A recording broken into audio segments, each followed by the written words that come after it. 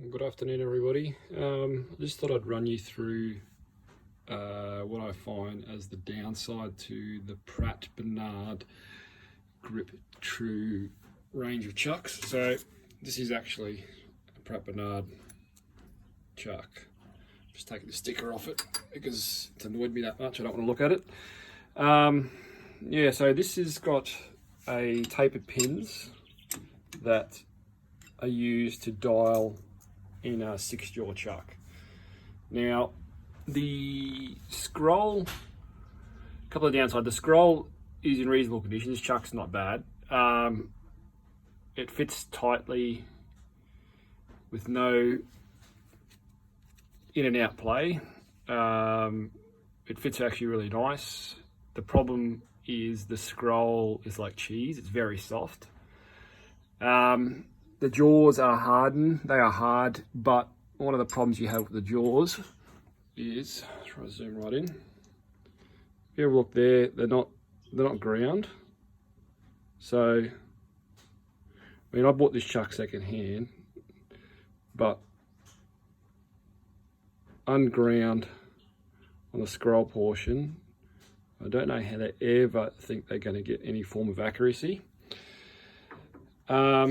Now, one of the sort of bigger design faults is, yes, you can true up your job by adjusting your pins on every single time, but you'd sort of think that it would repeat a little bit better than what it does. Now, so I'll just zoom in here. So this is an indicator on the face of your chuck. If we look here, I'll just try and go really slowly. So this is a handheld camera. There's pretty much no run out. It's about 1/10, 2/10 of a thousandths run out. That's with your pins wound all the way out. So I'm not dialing anything in here, but that was all the way out. I'll sort of, to get this thing to move, you loosen off the screws in the back, but like I'm not excessively tightening it here. It's sort of about maybe 10 foot-pounds of torque, which is nowhere near what's required to move the chuck around on the body. I'll show you what happens with 10 foot-pounds of torque.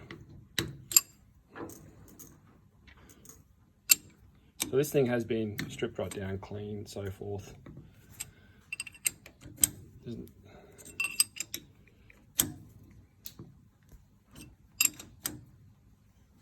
little bit hard to do one-handed.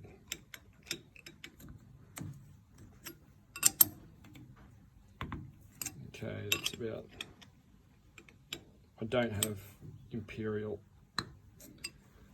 hex head to go in my torque wrench, so I have to live with that. You have to trust me. Now we'll try and zoom in here.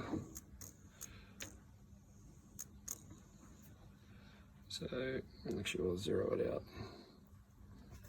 Nonetheless.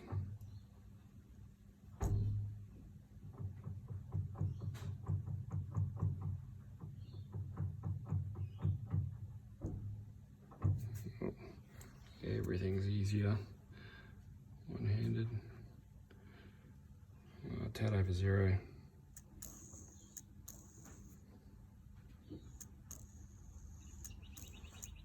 One.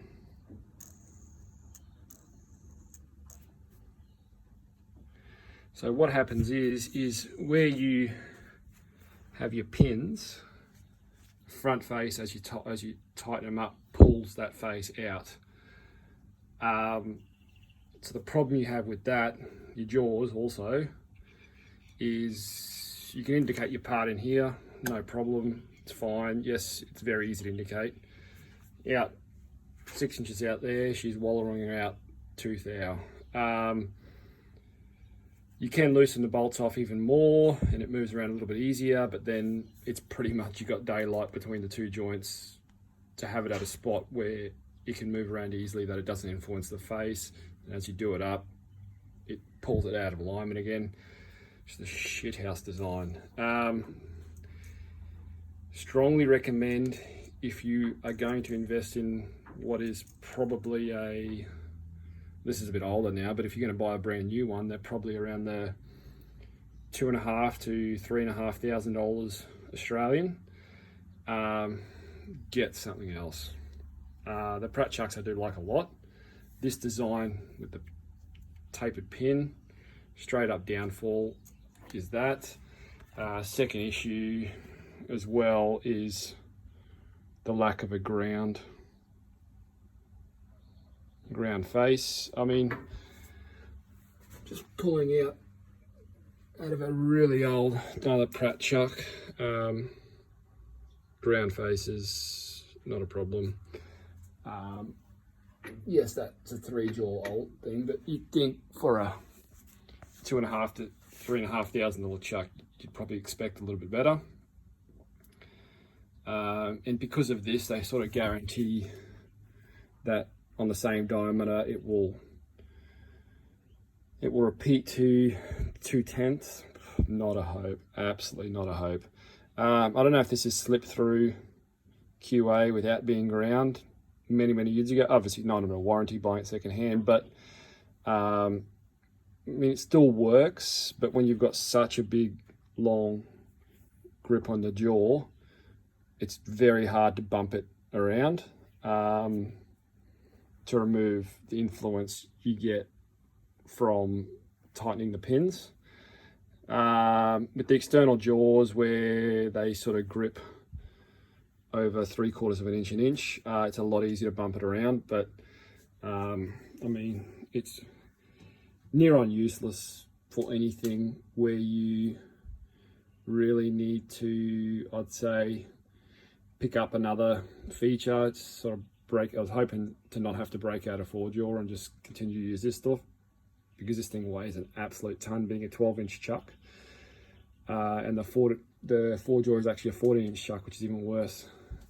So yeah, I think even the Chinese ones that I've had a look at, where they have the adjuster screws coming in straight rather than a tapered pin that pulls it out, are a better design. I'm not saying the Chinese ones are going to be anywhere near the quality, but yeah, maybe stick to a bison or a buck, or don't, one word of advice, never buy a second-hand chuck. Have a good day.